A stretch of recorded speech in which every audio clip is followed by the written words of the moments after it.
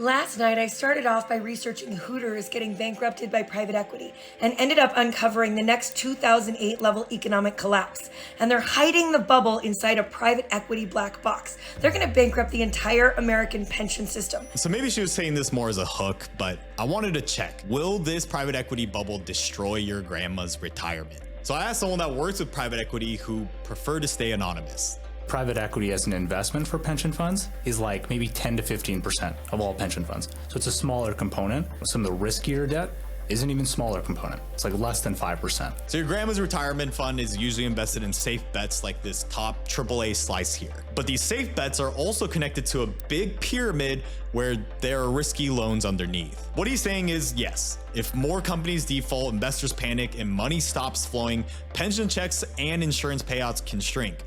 But if we look at the numbers, it's most likely not going to bankrupt the entire American pension system.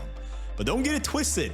That doesn't mean that there aren't other risks. But where it's going to be a real problem in specific industries, so high quality businesses in maybe healthcare are a lot more insulated than something like retail, four-wall kind of box businesses. Now that said, the bigger concern is that a lot of these businesses are really important to these communities. And if they go bankrupt, that leads to employment issues in those communities. They have a bunch of different investments. So if one goes south, they have 9 others that they can fall back on. But if you're working at one of these companies, you don't have 9 other jobs you can fall back on. So if more of the 12,000 US companies owned by private equity continue to collapse, it's not just your grandma nearing retirement.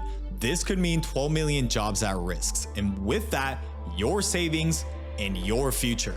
But I'll be looking closely at all the triggers to see if this will actually happen. So click here to watch the full video.